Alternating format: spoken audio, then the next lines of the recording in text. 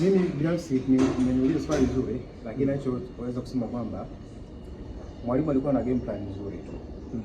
Alikuwa na game plan nzuri, lakini when it comes game plan inashindwa ku apply, watu wengi ndio maana wanakuja na hizo complaints nyingi. Lakini kimfumo mwalimu alikuwa ameanza vizuri kabisa. Ile isipokuwa tu kulalamika kwamba anaanza na forwards, lakini tujiulize akiwepo forward uwanjani, nafasi ngapi zinakuwa zinatengenezwa uwanjani, sio? Lakini walivyokuwa hamna forward uwanjani, nafasi ngapi ambazo zilikuwa zimetengenezwa? Jibu ni kwamba nafasi nyingi zilitengenezwa, lakini kufanya nini? Ni kuweza kuzitumia kwa usahihi zaidi, kwa maana kuzibadilisha na kuwa nini, kwa magoli. Ndio kitu ambacho imekuwa topic kubwa zaidi, unaelewa vizuri. So nafasi ile kama ilikuwa mipango kukosa kwa maana kufunga, hata kama angekuwa Mkwala angeweza kukosa vile vile. Lakini nafasi ile Simba licha kwamba walikuwa na viungo wengi, walikuwa na post namba 8 ambaye ni Joshua Budo Mutale, walizungumza nafasi nyingi na bado hakuweza kuzitumia. So mimi naamini mfumo kwa maana kuanza na shambuliaji coach, inawezekana ilikuwa ni game plan nzuri, na ndicho ambacho mimi nimekizungumza kwamba ilikuwa ni game plan nzuri. Wa kwanza kumlaumu ni wachezaji, sio coach. Wa kwanza kulaumu ni nani? Ni wachezaji wenyewe, kushindwa kukompati zile nafasi na kuwa magoli. Lakini wa pili ni kocha mwenyewe. Umeona wachezaji wameshindwa kutumia nafasi ambazo wanatengeneza. Ni reaction gani ambayo unaitumia kwa ajili ya kuhakikisha kwamba zile nafasi zingine ambazo zinatengenezwa zitakuwa kompati kwa magoli? Kwa ni mwalimu mwenyewe. Kwa wote wanastahili kupata lawama. Lakini wa kwanza kabisa ni wachezaji wenyewe kwa kushindwa kuweza kutumia nafasi ambazo walizitengeneza wenyewe uwanjani. Licha kwamba hakuwa na mshambuliaji per se center forward. Lakini zile nafasi ambazo zilizotengenezwa walizifanyia nini?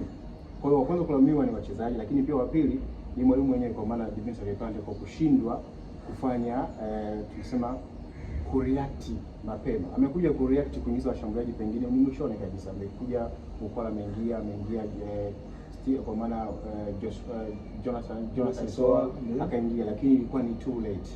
Umeelewa vizuri? Kwa hiyo kwangu mimi nafikiri wa kwanza kulaumiwa ni wachezaji, wa pili mwalimu.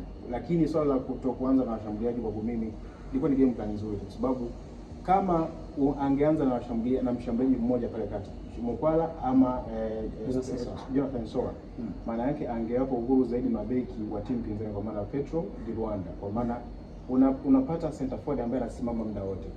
Wale watu walikuwa wanachezesha mfumo wa watu watatu, watano, wawili, kwa maana 3-5-2.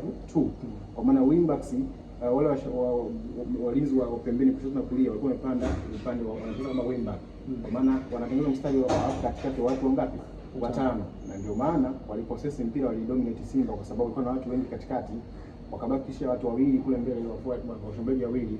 Kwa wakiwa wanashambuliwa ama wingback wawili wa kulia na kushoto wanarudi nyuma, wanakuja kutengeneza mstari mmoja, watu wangapi?